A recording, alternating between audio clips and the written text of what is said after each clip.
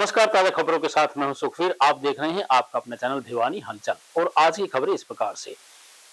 हरियाणा सरकार के निर्देशानुसार सामुदायिक पुलिसिंग और हरियाणा उदय के तहत जिले के गांव बड़ुआ की डालमिया धर्मशाला में आउटरीच कार्यक्रम का आयोजन किया गया। इस अवसर पर भिवानी की एडीसी अनुपमा अंजलि ने 150 से अधिक ग्रामीणों से सीधा संवाद करते हुए समस्याएं सुनकर उनका मौके पर समाधान करने के निर्देश जारी किए। कार्यक्रम में अपना संदेश देते हुए एडीसी श्रीमती अंजलि ने कहा कि जिला प्रशासन नागरिकों की समस्याओं के समाधान के लिए हर समय मौजूद है। लोगों को मूलभूत सुविधाओं के लिए किसी भी प्रकार की दिक्कत नहीं आने दी जाएगी। उन्होंने ग्रामीणों से आह्वान किया कि वे गांव के विकास में अपना सहयोग दें और अपने गांव को स्वच्छ और सुंदर बनाएं। उन्होंने कहा कि प्रदेश सरकार के निर्देशानुसार जिले में डिप्टी कमिश्नर श्री नरेश नरवाल के मार्गदर्शन में हरियाणा उदय के तहत आउटरीच कार्यक्रम आयोजित किए जा रहे हैं। इन कार्यक्रमों में लोगों की समस्याओं को मौके पर ही निपटाया जा रहा है और नागरिकों को योजनाओं की जानकारी भी दी जाती है। उन्होंने कहा कि लोगों को ऑनलाइन माध्यम से योजनाओं का लाभ प्रदान किया जा रहा है। नागरिक घर बैठे आवेदन कर सकते हैं। सरकार की सभी योजनाएं परिवार पहचान पत्र के साथ जोड़ी जा चुकी हैं। ऐसे में सभी नागरिक अपना परिवार पहचान पत्र बनवाएं ताकि किसी भी योजना के लाभ से वंचित न रहें। पिछले साल से आपको पता है इनके बारे में क्या?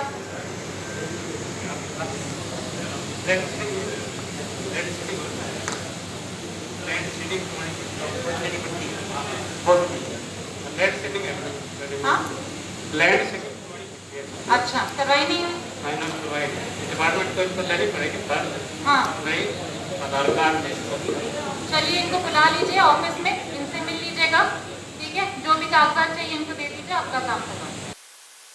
वीरवार को राष्ट्रीय आदिवासी एकता परिषद सदस्यों ने आदिवासियों के अधिकार सुनिश्चित करने की मांग को लेकर राष्ट्रीय पिछड़ा वर्ग मोर्चा के प्रदेश अध्यक्ष सुरेश प्रजापति एवं इंडियन मेडिकल प्रोफेशनल एसोसिएशन के प्रदेश प्रभारी विनोद सांगा इत्यादि के द्वारा उपायुक्त के माध्यम से राष्ट्रपति को एक ज्ञापन भेजा गया। इस मौके पर राष्ट्रीय पिछड़ा वर्ग मोर्चा के प्रदेश अध्यक्ष सुरेश प्रजापति एवं इंडियन मेडिकल प्रोफेशनल एसोसिएशन के प्रदेश प्रभारी विनोद सांगा ने कहा कि जिन विदेशी आक्रमणकारियों से लड़ते हुए गुलाम भारत में आदिवासी महापुरुषों ने जल, जंगल और अपनी संस्कृति बचाने के लिए अपनी जान की बाजी लगाई थी, लेकिन देश को आजादी मिलने के बाद वर्ष 1950 में मिले अधिकारों के बावजूद भी विकास, पर्यावरण संरक्षण एवं वन्य प्राणी संरक्षण के नाम पर आदिवासियों को उनके ही घर, जल, जंगल और जमीन से विस्थापित किया गया और उनका पुनर्वास करने का कोई ईमानदार प्रयास नहीं किया गया। उन्होंने कहा कि समान नागरिक संहिता लागू करने का कानून बनाकर आदिवासियों को मिल रही अलग पहचान से उनका कस्टमरी लॉ, पृथक संवैधानिक पहचान एवं तमाम तरह के संवैधानिक अधिकार खत्म होने का खतरा है।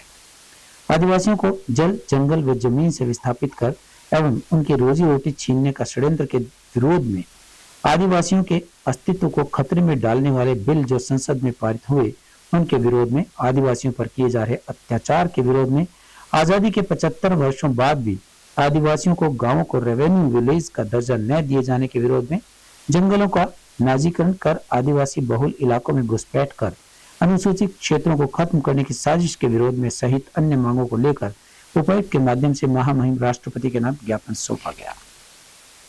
राष्ट्रीय आदिवासी एकता परिषद के बैनर पर, जो कि बॉम्ब सेफ्टी ऑफिसर विंग्स है, पूरे देश भर के 567 जिलों में ये ज्ञापन दिया गया है यूनिफॉर्म सिविल कोड के विरोध में। क्योंकि यूनिफॉर्म सिविल कोड जो है वो संवैधान के विरोध में है। संविधान की जो आर्टिकल 5 है, आर्टिकल 6 है, जो कि आदिवासियों की एक स्पेशल संविधान है, आदिवासियों का संविधान के अंदर संविधान है, आर्टिकल 6 और 5, तो उसके तहत आदिवासियों की जो जल, जंगल, जमीन है वो उनके अधीन है। मगर वर्तमान की जो आरएसएस बीजेपी की सरकार है वो उस जमीन को छीनने का काम कर रही है। और जो समान नागरिक संहिता के नाम पे है, ये केवल हाथी के दांत खाने के ओर है, दिखाने के ओर। तो समान नागरिक संहिता, क्या हम लोग इस देश में समान है? कहने के लिए हमारा देश जो है लोकतांत्रिक देश है, तो लोकतंत्र में लोगों की संख्या के अनुपात में हिस्सेदारी होनी चाहिए। मगर भारत के अंदर 40 केंद्रीय विश्वविद्यालय है, 40 केंद्रीय विश्वविद्यालयों में एक भी बैकवर्ड का प्रोफेसर नहीं है। न्यायपालिका में संख्या के अनुपात में हिस्सेदारी नहीं है। और दूसरा, इसके बाद जब ये लागू कर देंगे, उसके पीछे एक हिडन एजेंडा इन लोगों का है कि जब सभी लोग समान हैं तो शेड्यूल कास्ट के लोगों को आरक्षण क्यों दिया जा रहा है। वीरवार को government girls senior secondary school के इको क्लब की देखरेख में विद्यालय के बाहर त्रिवेणी पौधारोपण कार्यक्रम का आयोजन किया गया। इस अवसर पर हवलदार लोकराम के विशेष योगदान में पूरे विधि विधान व पूजा अर्चना करते हुए विद्यालय प्राचार्य पुष्पलता व अन्य स्टाफ सदस्यों के द्वारा त्रिवेणी लगाई गई। वहीं प्राचार्य महोदय ने उपस्थित अध्यापकों से अपने घरों के आसपास त्रिवेणी लगाने की अपील की।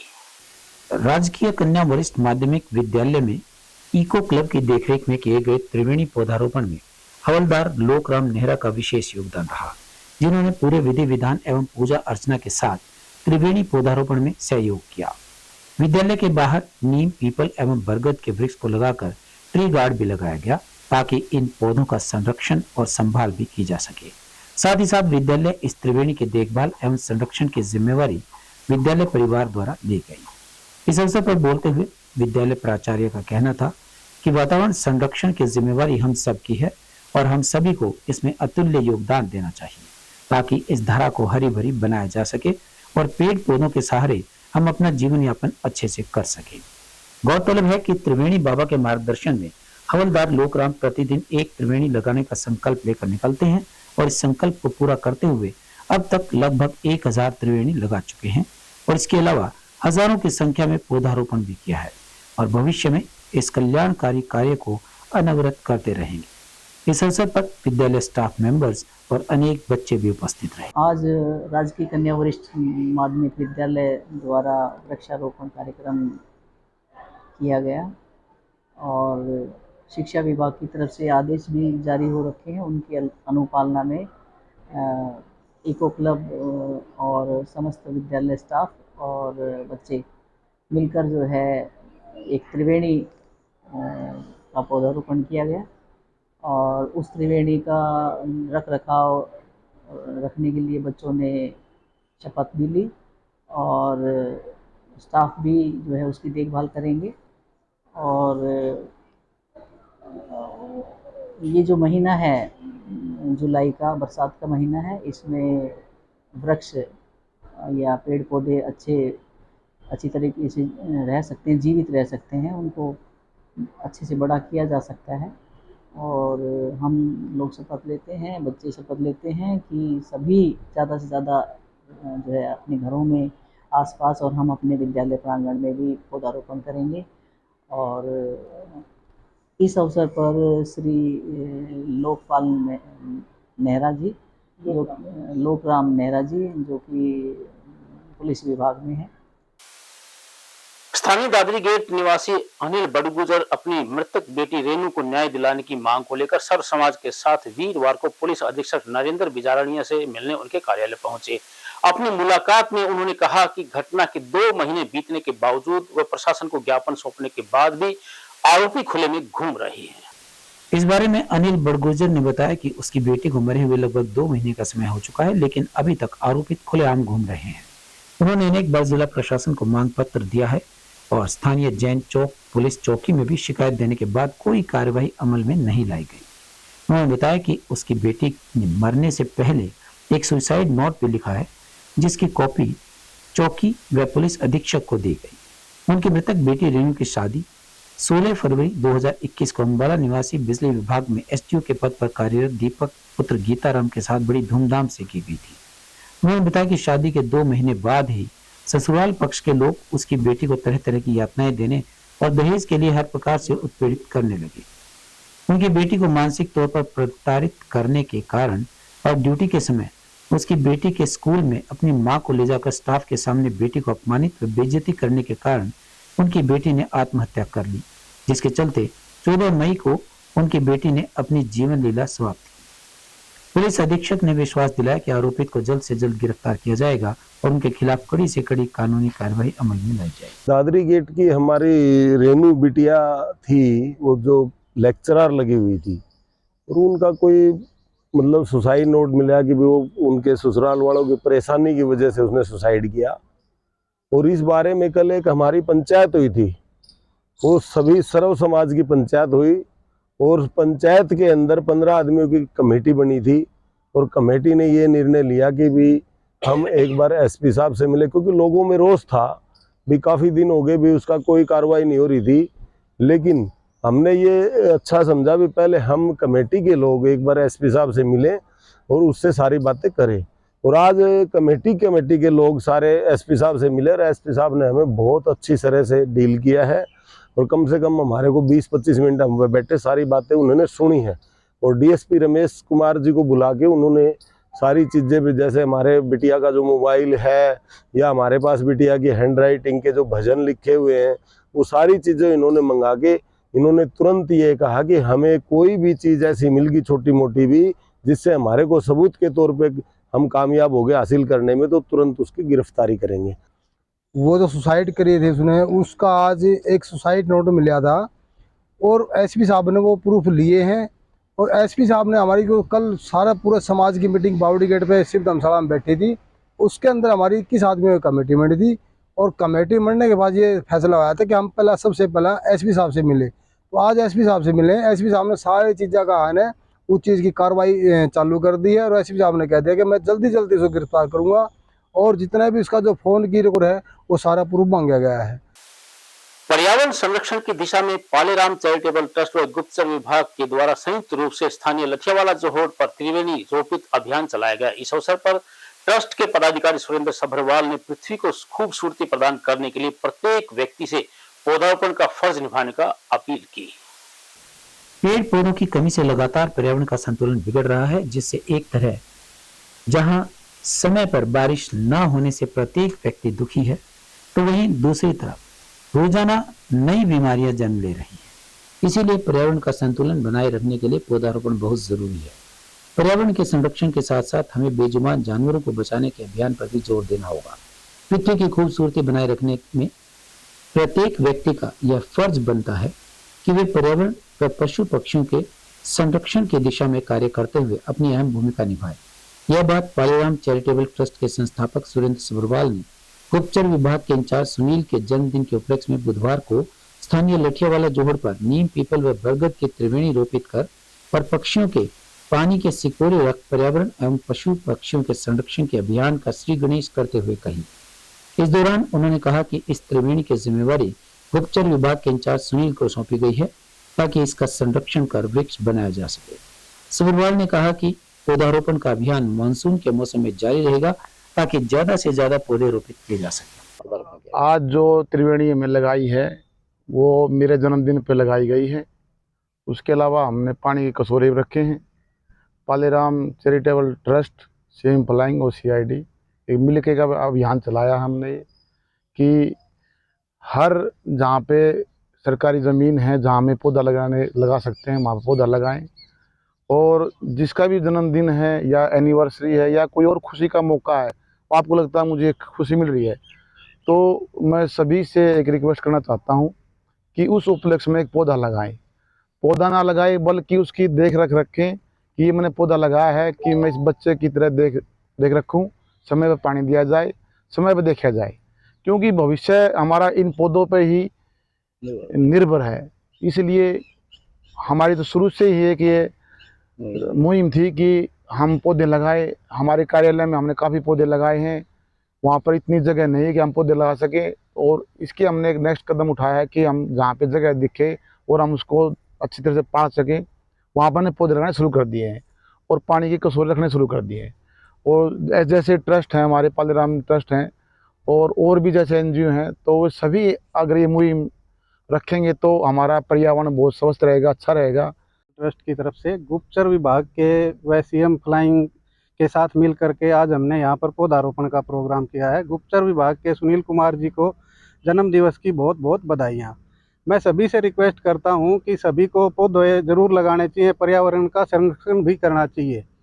पर्यावरण की जो ज़रूरत है, हमारे को ऑक्सीजन की जो ज़रूरत पड़ती है, आप सब ने देखा है कोरोना काल में कि ऑक्सीजन बहुत ही महंगी मिली है। अगर हम पौधे लगाएंगे और उनका रख रखाव करेंगे तो हम उनके पर्यावरण को शुद्ध कर सकते हैं और स्वच्छ पर्यावरण हमारे को मिल सकता है। ऑक्सीजन अपने को लगती है कि फ्री में मिलती है, फ्री में कुछ नहीं मिलता, बहुत महंगी मिलती है। हमने कोरोना काल में जो सिलेंडर 200 रुपये में मिलता था, कम से कम 5-5 हज़ार रुपये में मिलता देखा है। इसलिए मेरी सभी से रिक्वेस्ट है कि कोई जन्मदिन हो, कोई भी ओकेजन हो, कोई एनिवर्सरी हो, तो अपने एक पौधा या त्रिवेणी जो भी आप लगा सकते हो ज़रूर लगाएं। वीरवार को मीताथल नहर में एक अज्ञात महिला का शव मिलने का मामला सामने आया है। सूचना पाकर गुजरानी पुलिस चौकी इंचार्ज सतपाल ने अपनी टीम के साथ मौके पर पहुंचकर शव को अपने कब्जे में लिया और सामान्य अस्पताल में पोस्टमार्टम करवाकर शव को शिनाख्त के लिए शव गृह में रखवा दिया। इस मामले में गुजरानी चौकी पुलिस इंचार्ज सतपाल ने बताया कि उन्हें सूचना प्राप्त हुई थी कि मीताथल नहर में एक अज्ञात महिला की लाश मिली है। सूचना पर पुलिस की टीम मौके पर पहुंची और शव को अपने कब्जे में लिया।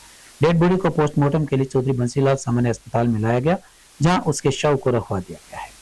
उन्होंने बताया कि महिला की उम्र करीबन 30 से 32 वर्ष के बीच है। महिला ने शर्ट व पैंट पहन रखी है और बेल्ट लगा रखी है। इस मामले में उन्होंने आम नागरिकों से अपील की है कि किसी भी व्यक्ति की पहचान यदि इस तरह की महिला से है तो चौधरी बंसीलाल सामान्य अस्पताल या सदर थाना पुलिस से संपर्क कर सकते हैं। पुलिस ने शव को शिनाख्त के लिए चौधरी बंसीलाल सामान्य अस्पताल में रखवा दिया है।